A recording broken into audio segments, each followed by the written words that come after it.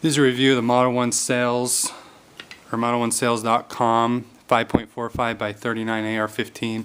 That's this one right here. This one's just one of my Smith & Wesson MP-15s I'll kind of review, or not necessarily review, but compare some of the features. I also have a Smith & Wesson MP-15-22. I'll also kind of compare some of the features with this rifle to this, or some of the machining or those types of things. This rifle right here, I heard a lot of bad reviews about Model 1 Sales, that they didn't have the best rifles, or they didn't have very good kits, they didn't have very good parts. I'll go over those things right now. If you don't have enough time to watch the video, great rifle, very reliable. Just had to make one fix, and that was taking out the O-ring right there, and I'll explain about that here in just a minute. So going from the front to the back, I took off the bird cage. That's the same one that comes on all rifles, is just a flash hider there. Took that off, just put a comp on there. I got it on Amazon, not much, I think 20 or 30 bucks. Actually, it works really, really well. I put the low profile gas block on there. I think that was an additional 25 bucks. And then everything else is just Magpul MOE furniture. Put a bad lever on there. Bushnell red dot, Mako 5x magnifier with a flip to the side mount. Flip to the side mount, I think I got that one again on Amazon too. It was pretty cheap, only 20 bucks, but I mean, it's great. It doesn't, you can wiggle it and it's not going anywhere. Also have a extended side release there. I've only seen this also on Amazon. It's an OD, or a flat dark earth QD swivel, and then MOE stock here. So going back to the rifle, you can check out their specs and everything on Model 1. I won't go over all those, but some of the things that I noticed, at least on this, is the machining on this, kind of on the pencil rifle here, isn't that great. I don't know if you can hear that, but it's just not machined out as well. It's not like the Smith & Wesson here. It's very smooth. However, on the MP-15-22, it also has a little bit of a kind of a washboard. It's just aesthetics. I don't think it has any problems, or there's no problems there on the rifle, especially if you come up here where they started the machine down, you can see that it's smooth. So it's just right here where they machine that. The rifle was not reliable when I first took it out. It would stovepipe every 3 or 4 rounds, which is extremely annoying. Did a lot of research. I originally had windowed PMags. I heard those were the best as far as modifying. So what I had done is I had cut off the lip here. Let's see. So there's a lot of different YouTubes where you cut this part off. It normally, let's see if I've got it. There we go. So yeah, normally it sits like that. And I just cut that off. You're supposed to cut it flush with that. So I thought that was the problem. So I ordered some C-mags.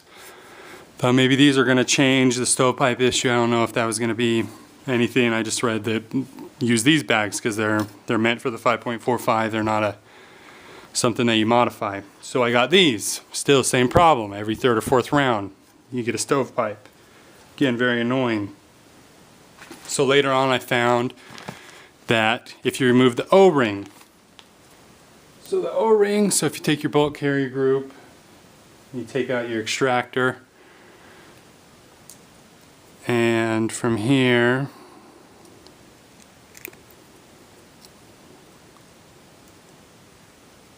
you got that right there. So you got your extractor spring, and the O-ring sits right on top of that. I read on some forums that if you take that O-ring off, that I guess it gives more pressure, it gives more push or whatever. but it allows that to fling out the rounds a lot better.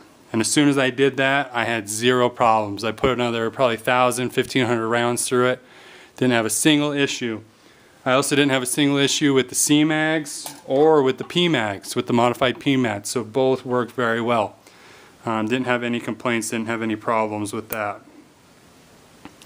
As far as everything else on the rifle, I bought the complete kit. So what was included in there was everything except for your stripped lower. I got I think a Palmetto lower, stripped lower.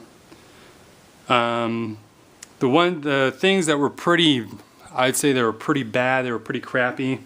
I mean, you can get a complete upper for, I think it's $625 bucks, or you can get the complete kit for $645.